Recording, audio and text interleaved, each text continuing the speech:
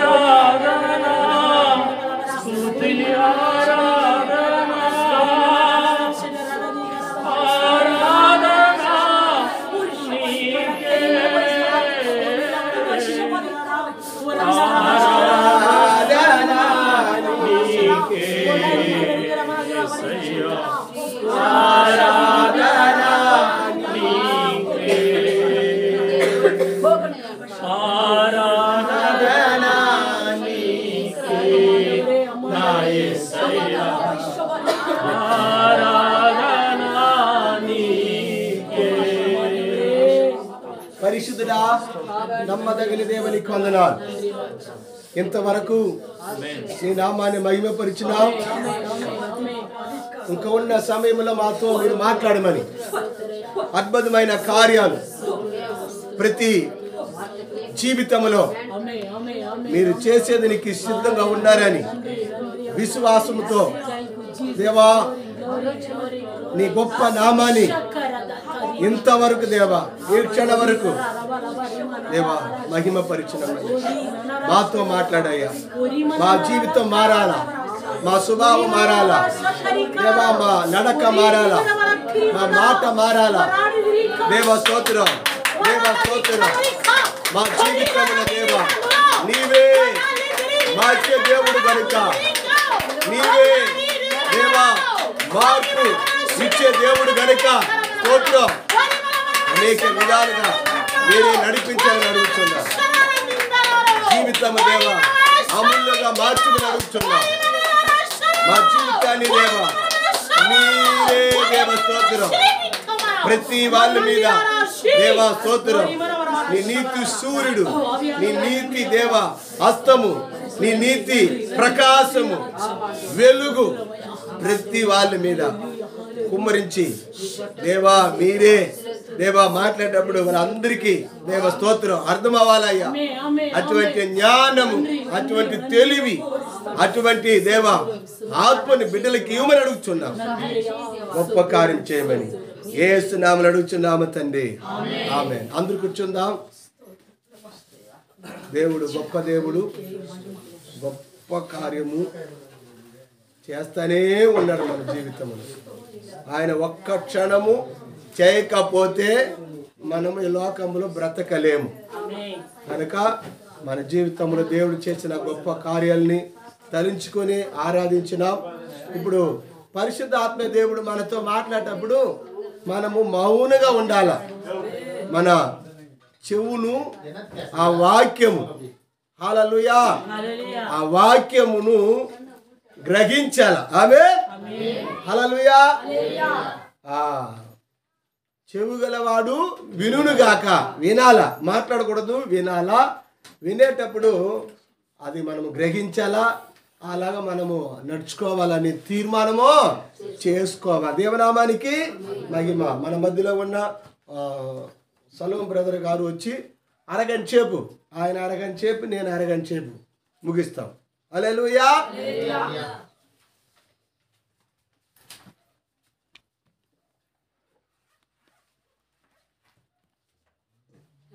హల్లెలూయా, హల్లెలూయా. ఆయనను స్తుతించుటకు, ఆయనను మహింపరచుటకు దేవుడు ఇచ్చినటువంటి ఈ యొక్క చక్కని అవకాశాన్ని బట్టి దేవాతి దేవుని కూడా నేను వందనాలు కూడా తెలియజేస్తా ఉన్నా. హల్లెలూయా. కూడి వచ్చిన మీ అందరికి కూడా ప్రభు పేట వందనాలు తెలియజేస్తా ఉన్నా. ఇలాంటి అవకాశాన్ని ఇచ్చినటువంటి పాస్టర్ గారికి కూడా నా యొక్క వందనాలు కూడా తెలియజేస్తా ఉన్నా. హల్లెలూయా. ఈరోజు మనమందరము చాలా జాగ్రత్తగా నిదానించి పరిశీలించి తెలుసుకోవాల్సినటువంటి ఒక సత్యాన్ని నేను ఈరోజు మీ అందరికీ తెలియపరచాలని ఆశపడతా ఉన్నా. హల్లెలూయా. చాలా జాగ్రత్తగా వినాలి. మీ జీవితంలో చాలా చాలా ఉపయోగకరమైనటువంటి మాటలను దేవుడు ఈరోజు పలకబోతున్నాడు. హల్లెలూయా. ఈరోజు మనమందరము ఇలా సజీవ లెక్కలో ఉన్నామంటే ఆయన కృప. హల్లెలూయా. 6 రోజులు మనల్ని దేవుడు ఆయన యొక్క రెక్కల నీడలో కాపాడి సురక్షితంగా మనల్ని అయితే దేవుడు ఇక్కడ ఉంచి ఉన్నాం. హల్లెలూయా. అలాంటి దేవాతి దేవుని ఆరాధించేటప్పుడు మనము ఎలా ఉండాలంటే సోలిపోకూడదు. కరెంటే ఉన్నా లేకపోయినా, ఎవరు ఉన్నా లేకపోయినా మనం ఎలా ఉండాలి? ఉత్సాహంతో ఉండాలి. మిమ్మల్ని చూస్తే ఇంకా కొద్దిసేపు చెప్పాలని ఆశ కలగాలి. హల్లెలూయా. జాగ్రత్తగా ఉండండి. కొద్దిసేపు దేవుడి యొక్క మాటలు మనతో మాట్లాడబోతున్నారు. మార్కు సువార్త 16వ అధ్యాయం 15వ వచనం చదవండి. మార్కు సువార్త 16వ అధ్యాయము 15వ వచనము. మరియు మీరు సర్వలోకమునకు వెళ్ళి సర్వ సృష్టికి సువార్తను ప్రకటించుడి. నమ్మి బాప్తిస్మము పొందినవాడు రక్షింపబడును, నమ్మని వానికి శిక్ష విధింపబడును. చాలా. హల్లెలూయా. నా యొక్క అంశం ఏమంటే ఈరోజు సర్వలోకానికి వెళ్ళి సర్వ సృష్టికి సువార్తను ప్రకటించాలి. హల్లెలూయా. మనం చూసినట్లయితే ఈ లోకంలో పని చాలా ఎక్కువగా ఉంది, కానీ కోత వాళ్ళు తక్కువగా ఉన్నారు. చాలామంది ప్రజలు ఉన్నారు, కానీ వాళ్ళకి సత్యాన్ని చెప్పడానికి చాలామంది తక్కువగా ఉన్నారు. ఆ పనిని ఎవరు పూర్తి చేయాలంటే పాస్టర్ వల్లే కాదు. హల్లెలూయా. పాస్టర్ వల్ల అయితే కాదు. మనమందరము ఎప్పుడైతే ఏక మనసు కలిగి ఇతరులకు సువార్త చెప్పగలుగుతామో అప్పుడు మాత్రమే దేవుడి యొక్క పని ఏం చేయబడుతుంది? సంపూర్తి చేయబడుతుంది. హల్లెలూయా. మనం చూసినట్లయితే మన జీవితంలో కూడా 70 సంవత్సరాలు లేదా 80 సంవత్సరాలు అధిక బలం ఉంటుంది. లేదంటే మరణం అవ్వాల్సిందే. పుట్టిన ప్రతి ఒక్క మనిషి కూడా ఏదో ఒక రోజు మరణించాలి. మరణించేటప్పుడు మనం ఎలా ఉన్నాము?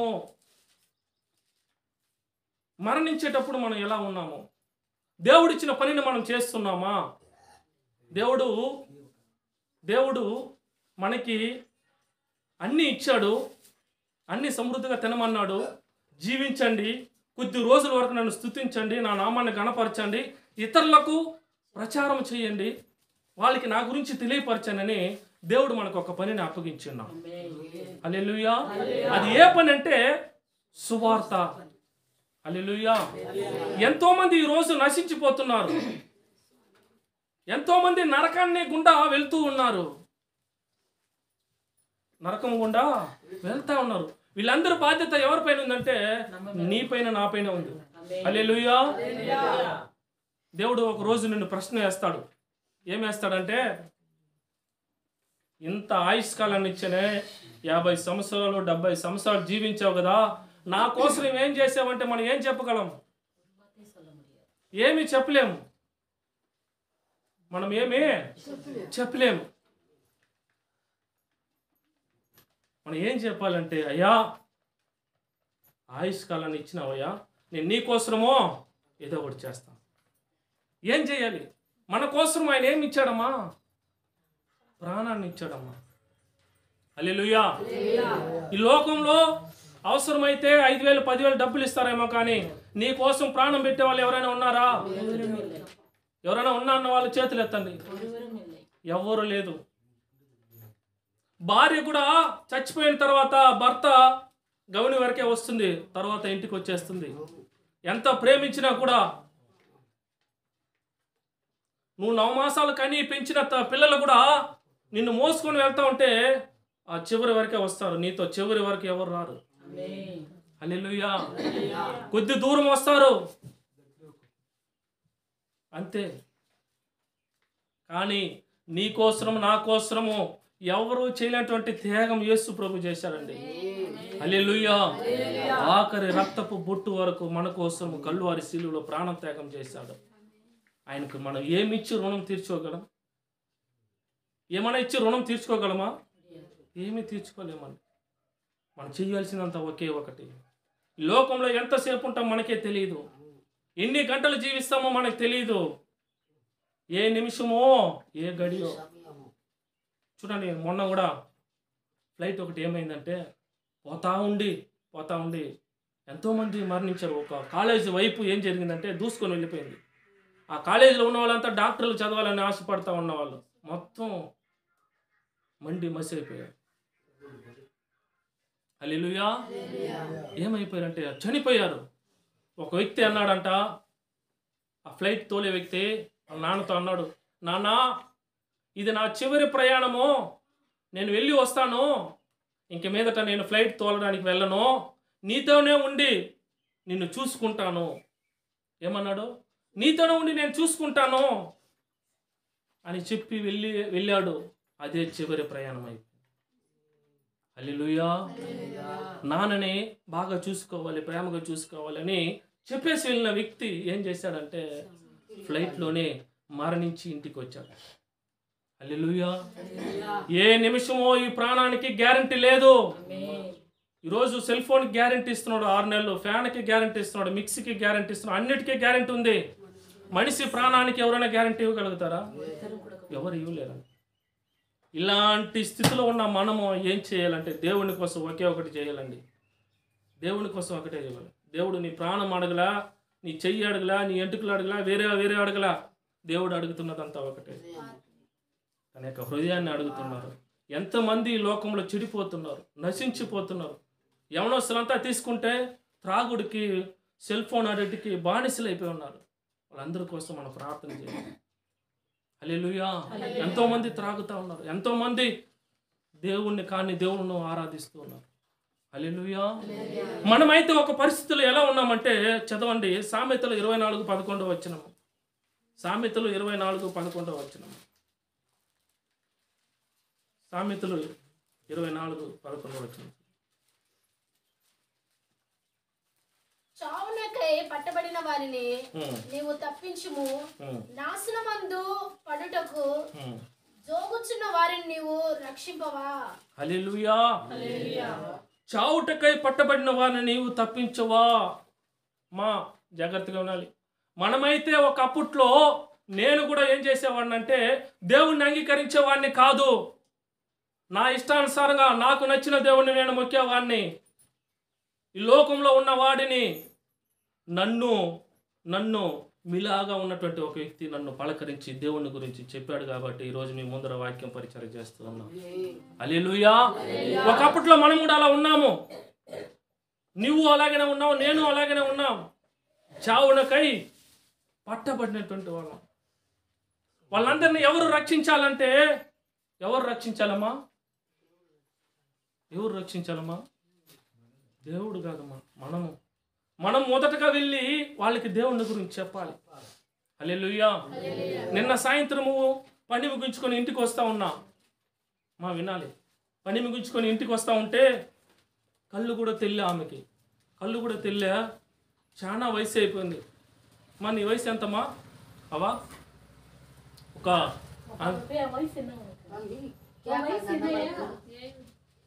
75-80 వయసు ఉంటుంది. సరే అమ్మ, ఉండలేము.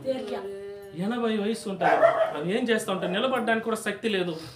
ఆమె నిల్చుకొని వచ్చేవాళ్ళకి పోయేవాళ్ళకి కరపత్రాలు దేవుని గురించి చెప్తా ఉంది. ఈరోజు చాలా మంది సాకులు ఏం చెప్తున్నారు తెలుసా? అయ్యా మేము చదువుకోలేదు, మేము దేవుని గురించి ఏం చెప్పగలము,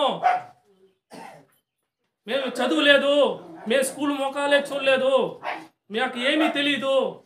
మీరే కాదు, చదువుకున్న వ్యక్తులే కాదు, లైవ్లో చాలా మంది చూస్తూ ఉంటారు, నాతో అంటూ ఉన్నారు, మీ లైవ్ మేము చూస్తున్నాము వారం. వాళ్ళకి కూడా చెప్తున్నా, బ్రదర్ సిస్టర్, దేవుని గురించి చెప్పడానికి చదువు అవసరమే లేదు.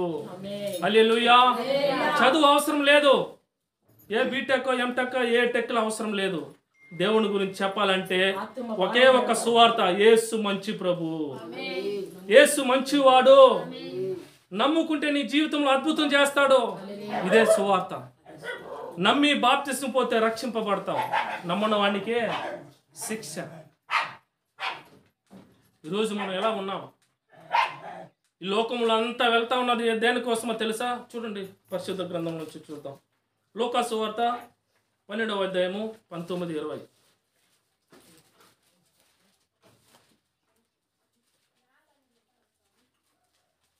లూకా సువార్త 19వ అధ్యాయము సారీ అమ్మా 12:19. నా ప్రాణముతో ఆ, ప్రాణమా అనేక సంవత్సరములకు విస్తారమైన ఆస్తి నీకు సమకూర్చబడి ఉన్నది. ఆ, సుఖించుము, తినుము, త్రాగుము, సంతోషించుమని చెప్పుకుంటున్నాను నేను. చాలమ్మా. హల్లెలూయా. ఒక మనిషి అనుకుంటా ఉన్నాడు తనలో తాను విస్తారమైనటువంటి పంటలు పండింది, విస్తారంగా భూమి సమృద్ధిగా పండింది. అతను అనుకుంటున్నాడు, ఏమనుకుంటున్నాడు? తినుము, సుఖించుము, సుఖభోగాలను అనుభవించు. డబ్బు నిన్ను రక్షించదు. హల్లెలూయా. డబ్బు నిన్ను పరలోకము తీసుకొని వెళ్ళదు. అతడు అలాగనే జీవించాడు. డబ్బులోనే సుఖం ఉంది, డబ్బులోనే సంతోషం ఉంది, డబ్బులోనే హోదా ఉంది, డబ్బులోనే సకలము కొనవచ్చని అనుకుంటా ఉన్నాడు. కానీ వాడికి ఒక విషయం తెలియలేదు. ఏమంటే డబ్బుతో కొనలేనిది ఒకటి ఉంది, అదే మన ప్రాణము. హల్లెలూయా. డబ్బుతో కొనలేనిది ఒకే ఒకటి ఉంది, ప్రాణము. హల్లెలూయా. కొన్ని కోట్లు ఉన్న వాళ్ళు కూడా చనిపోయారు, ఎవరు ప్రాణాన్ని వాళ్ళని రక్షించుకోలేదు. ఈరోజు మనమంతా డబ్బు ఉందిలే, హోదా ఉందిలే అని జీవిస్తున్నారేమో. ఒకవైపు శ్మశానం వైపు చూడు, పెద్ద పెద్ద రాజులు, పెద్ద పెద్ద మంత్రులు, సీఎంలతో సహా చనిపోయారు, ఏమి తీసుకొని పోలేదు. మనం ఏమి తీసుకొని పోతాం? ఏదైనా తీసుకొని పోతామా? ఏమి తీసుకొని పోం. మనల్ని చనిపోయిన తర్వాత గుంట్లో పెట్టేటప్పుడు కూడా ఏదైనా ఉందేమో, మర్చిపోయి ఉన్నారేమో చూడండి, అవునా కాదా? చెప్తారు. అందుకే దేవుడు అంటున్నాడు, చదవండి అమ్మా 20వ వచనం దాంట్లో. అయితే దేవుడు వెర్రివాడా, ఈ రాత్రి నీ ప్రాణమును అడుగుచున్నాను, ఈ రాత్రి నీ ప్రాణమును అడుగుచున్నారు, నీవు సిద్ధపరిచినవి ఎవరిని అగునునని అతనితో చెప్పెను. దేవుని ఎడల ధనవంతుడు కాక తమ కొరకే సమకూర్చుకున్నవాడు అలాగనే ఉండునని చెప్పాను. హల్లెలూయా. నువ్వు చనిపోతే నీ వెంట వచ్చేది నీ డబ్బు, ఆస్తో, అంతస్తో కాదమ్మా. పరలోకంలో నిన్ను బట్టి సంతోషించాలంటే ఏం చేయాలంటే, ఒక గొర్రెనైనా నువ్వు రక్షింపబడాలి, ఒక గొర్రెనైనా మారు మనసు పొందాలి, ఒక గొర్రెకైనా నువ్వు సువార్త చెప్పాలి. ఒకరికైనా చెప్తున్నామా? ఎంతమంది చెప్తున్నాము? సువార్తను చెప్తున్నామా? నువ్వు ఒక్కొక్కరికి సువార్త ప్రకటిస్తే వారు మారు మనసు పొందుతారు. హల్లెలూయా. ఎగ్జాంపుల్ మీకు అర్థమయ్యేదానికి ఒక ఎగ్జాంపుల్ చెప్తాను. మీరు బాగా చదివించారు అనుకోండి, ఒక పిల్లోడిని చదివించి రెక్కలను మొక్కలు చేసుకొని డబ్బులంతా కష్టపడి చదివించారు. చదివించిన తర్వాత వాడు ఉద్యోగానికి వెళ్లకుండా తిరగతా ఉంటే మీకు ఎలా ఉంటుందండి? ఎలా ఉంటుందమ్మా? మనం అంటాము, రే చాలా చాలా కష్టపడ్డాను రా, నిన్ను చదివించడానికి నా వల్ల కాలేదురా, ఉన్నటువంటి బంగారాన్ని కుదవబెట్టి నీకు చదివించాను కదా, నువ్వు చదివిన దానికి ఏదైనా ఉద్యోగానికి పోవచ్చు కదా. వాడు చదివినప్పుడు సంతోషం కాదు, వాడు ఉద్యోగానికి పోయినప్పుడే తల్లిదండ్రులకు సంతోషం. హల్లెలూయా. నువ్వే ఇలా బాధపడితే నీకు జీవాన్ని ఇచ్చిన దేవుడు ఇంకా ఎంత బాధపడాలి? ఎప్పుడు చూసినా ఏమి తిందుమా, ఏమి త్రాగుదుమా, సుఖించుమా, దీనికోసమే ఆలోచించుకుంటా ఉన్నాడు మనిషి. ఈరోజు దేవుడిచ్చిన పనిని మర్చిపోయాడు. దేవుడు నీకు నాకు ఒక పని ఇచ్చిన్నాడు. ఏ పని అంటే సువార్త అనే భారం కలిగి ఉండాలి. సువార్త చెప్పడానికి చదువులు అవసరం లేదు. దేవుడు మంచివాడు అని చెప్పడానికి చదువుకోవాల్సిన అవసరం ఉందంటారా? లేదంటారా? లేదు. హల్లెలూయా. సువార్త భారం కలిగి ఉండాలి. ఎప్పుడైతే నువ్వు దేవుని పని చేస్తావో, ఎంతోమంది అండి, మీకు తెలీదు, నేను పుత్తూరు పక్కనే ఉంటాను కాబట్టి వేల మంది నడిచిపోతా ఉంటాను. వేల మంది వాళ్ళని నా బండిలో ఎక్కమని కూడా ఎక్కరు. కావాలని కూడా అడుగుతా, బండిలో ఆడు దింపేస్తాను. వాళ్ళు ఎవరు ఎక్కరు. వాళ్ళకున్న విశ్వాసం చూడు, నమ్మకం చూడు. చాలామంది, వేల మంది, లక్షల మంది ఆ యొక్క పోతూ ఉంటారు పాదయాత్రలు. ఎందుకు చెప్తున్నానంటే, వాళ్ళకి అంత విశ్వాసం, అంత నమ్మకం ఉన్నప్పుడు సజీవమైనటువంటి దేవుణ్ణి మనం ఆరాధిస్తున్నాం. మనం ఎలా ఉండాలి? హల్లెలూయా. పని ఎక్కువగా ఉంది, పని మనుషులేమో తక్కువగా ఉన్నారు.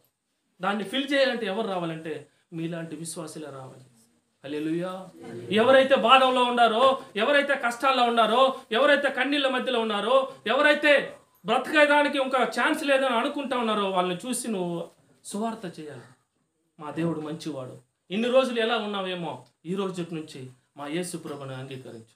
నీ జీవితంలో చీకటిగా ఉన్న జీవితాన్ని వెలుగుగా మారుస్తాడు. నువ్వు ఎప్పుడైతే చెప్పగలుగుతావో దేవుడు నిన్ను బట్టి సంతోషిస్తాడు. హల్లెలూయా. దావీదు కూడా ఏం చేశాడంటే గొర్రెలు కాస్తున్నప్పుడు 100 గొర్రెలు ఉన్నాయి. 100 గొర్రెలను వదిలేసి ఎన్ని గొర్రెల కోసం వెళ్ళాడండి? ఎన్ని గొర్రెలకు? ఎందుకండి? 99 ఉంది కదా, ఎందుకు ఆ ఒక్క గొర్రెని వెతికాడు చెప్పండి? ఎందుకు? చూడండమ్మా, అవన్నీ కూడా ఏదో ఒక రకంగా దొడ్డులో వెళ్ళి చేరిపోతాయి.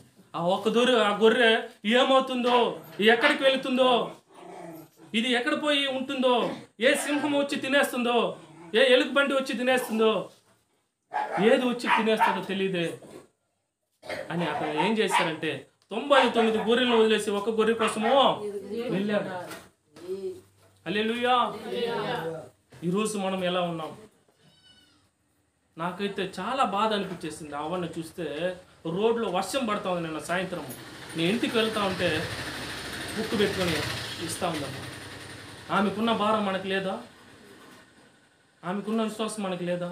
ఏదో ఒకటి చేయాలండి. దేవుడు ఖచ్చితంగా మనల్ని ఏం అడుగుతాడంటే జవాబు అడుగుతాడు. నీకు ఇంత సంవత్సరాన్ని ఇచ్చాను, నువ్వు ఏం చేశావు? అయ్యా, నేను మాత్రం ప్రతి ఆదివారం ఆలయానికి వెళ్ళాను, నేను మాత్రం స్తుతించాను, నా కుటుంబం కోసం ప్రార్థన చేసుకున్నాను, నా ఇంట్లో వాళ్ళ కోసం ప్రార్థన చేశాను, ప్రవచించాను, దయ్యాన్ని వెళ్ళగొట్టాను, ప్రభువా ప్రభు అని పిలిచి ప్రతి వాడు నా యొద్దకు రాలేడు. నువ్వెవరో నాకు తెలియదు అంటాడు. హల్లెలూయా.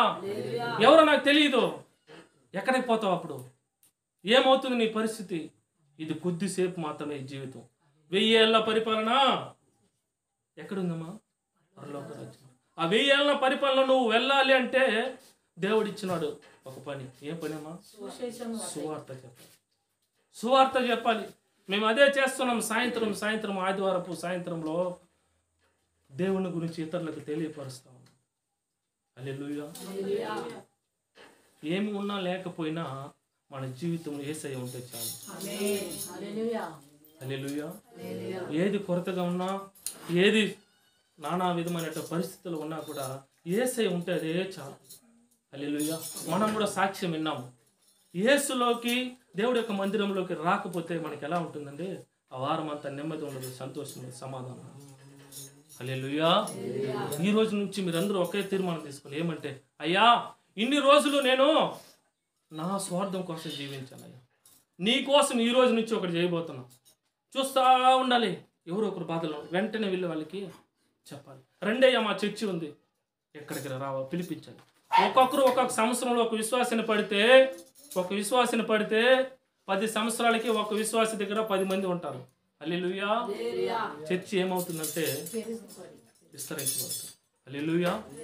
ఎందుకంటే ఈ మాటలు చెప్తున్నానంటే చూడండి, లూకాసు సువార్త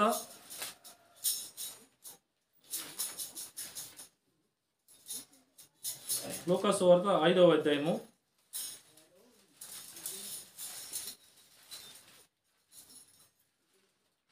5వ వచనం.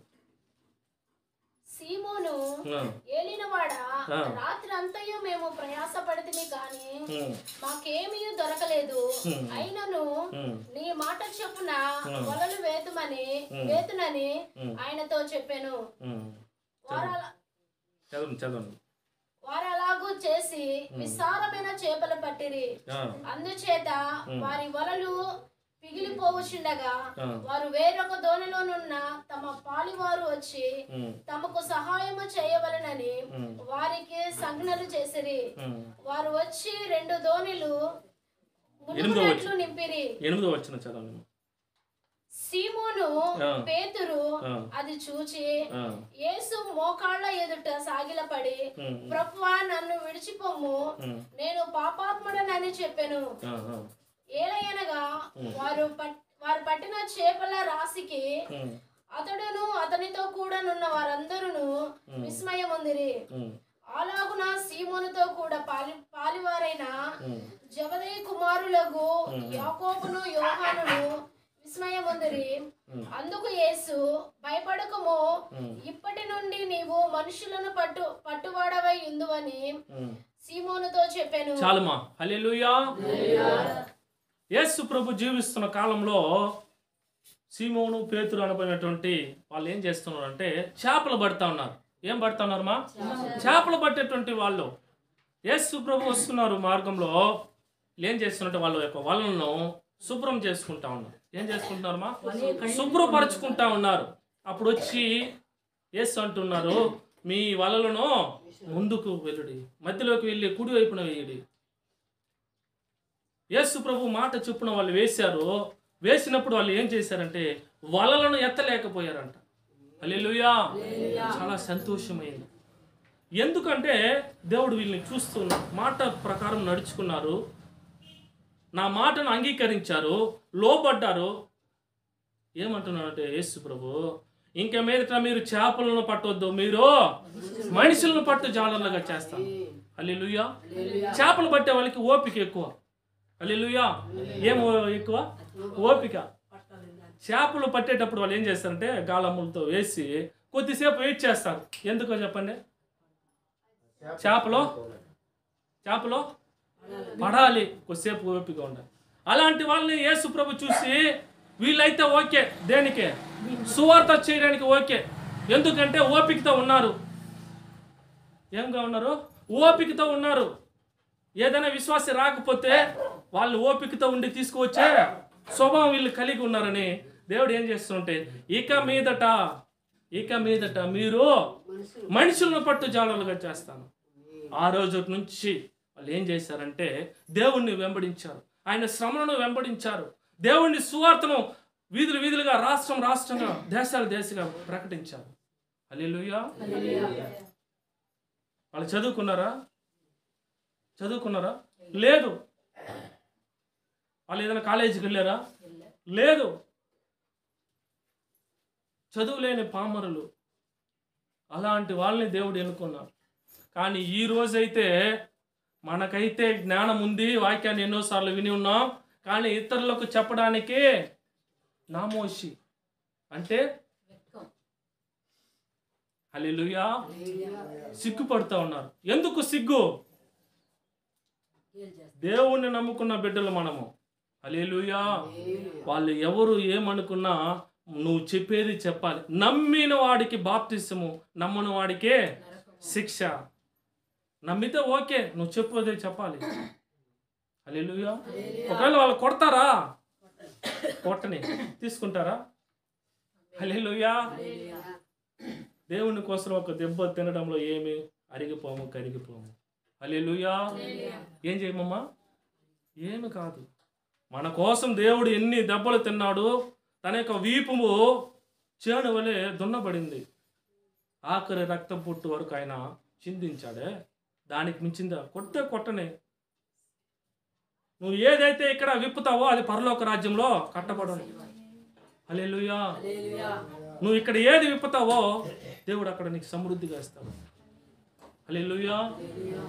చదువులేని పామరులను దేవుడు ఎన్నుకున్నాడు. ఈరోజు నువ్వు నేను ఎందుకు చేయకూడదు దేవుడి యొక్క పనిని? విస్తారంగా ఉంది, మీ ఊర్లో ఉంది, మీ విలేజ్లో ఉంది, నువ్వు చేస్తున్నటువంటి పని కాడ ఉంది. యేసు ప్రభువుని గురించి చెప్పు. హల్లెలూయా. పోయిన వారం ఇక్కడికి వచ్చారు కదా, మైకిల్ అన్న మెసేజ్ చెప్పారు. వాళ్ళ కూతురు హిమజా స్కూల్లో చదువుతూ ఉంది, 4th క్లాస్ చదువుతూ ఉంటే వాళ్ళ అమ్మకి ఒళ్ళు బాగలేదంట. ఎవరికి? వీళ్ళ ఫ్రెండ్ వాళ్ళ అమ్మకి ఒళ్ళు బాగలేదంట. అమ్మాయి అనింది యేసు ప్రభువును నమ్ముకో, అనారోగ్యం వెళ్ళిపోతుంది అనిందంట. హల్లెలూయా. ఎన్నో క్లాస్ మా? 4th 3rd చదువుతూ ఉంది. ఆ పాప స్కూల్లో పరిచర్య చేసింది.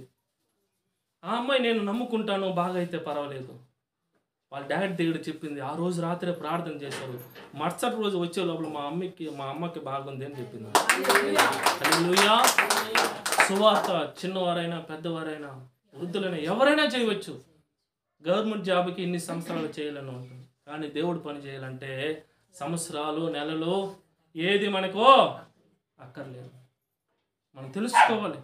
ఈ రోజు నుంచి మనం ఏం చేయాలంటే ఎవరో ఒకరితో అయ్యా యేసు ప్రభు మంచివాడు, మనకిచ్చిన పని, మీరు ఒక్కొక్కరిని ఒక్కొక్క చేప పడితే ఆలయం నిండిపోతుంది, మనం ఆశీర్వదింపబడతాం. హల్లెలూయా. చూడండి, అపోస్తుల కార్యం చివరిగా చెప్పి నేను ముగిస్తాను, సమయం లేదు కాబట్టి. అపోస్తుల కార్యం 3వ అధ్యాయము, అపోస్తుల కార్యం 3వ అధ్యాయము. ఇక్కడ 3వ వచనం చదవండి. పేతురును యోహానును దేవాలయంలో ప్రవేశింపబోతున్నప్పుడు వాడు చూచి భిక్షమడుగగా పేతురును యోహానును వారిని తేరి చూచి మా తట్టు చూడమనిరి. వాడు వారి యొద్ద ఏమైనా దొరుకునని కనిపెట్టుచు వారి యందు లక్ష్యముంచెను. అంతటా పేతురు, వెండి బంగారములు నా యొద్ద లేవు కానీ నాకు కలిగినదే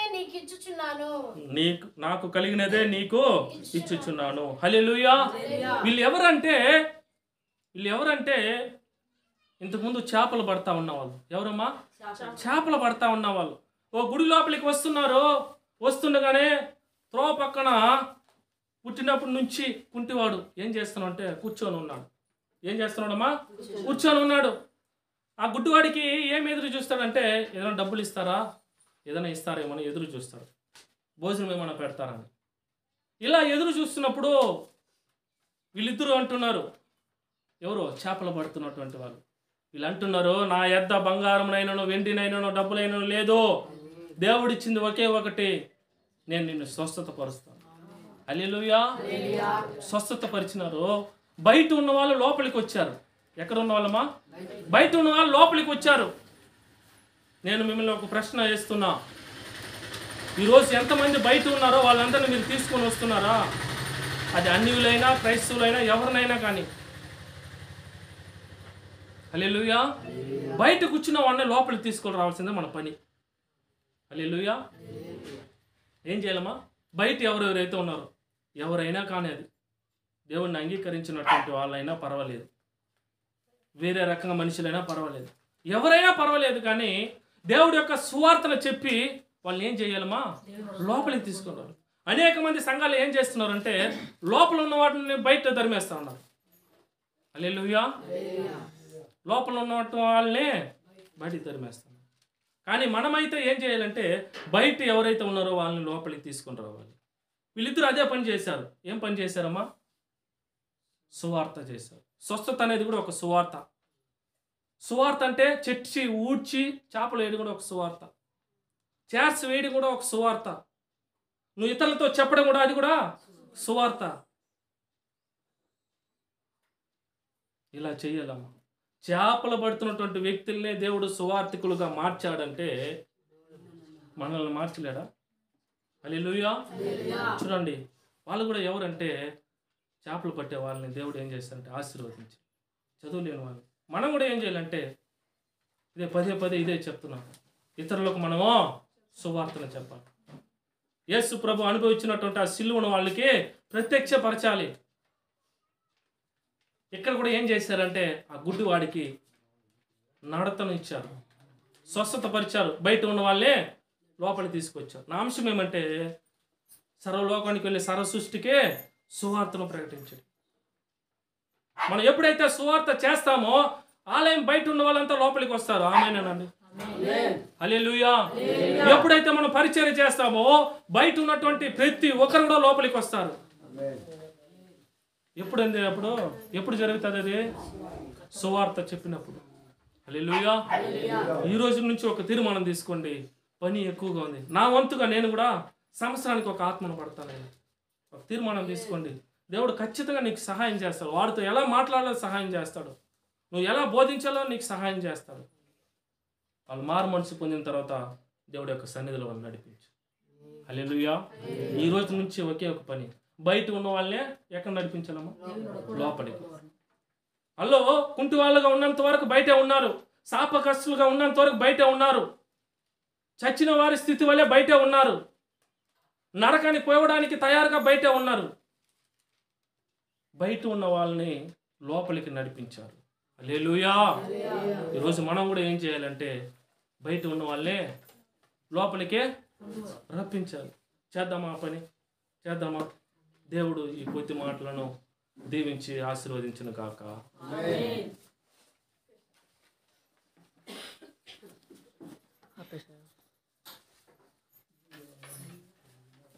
ఆపండి.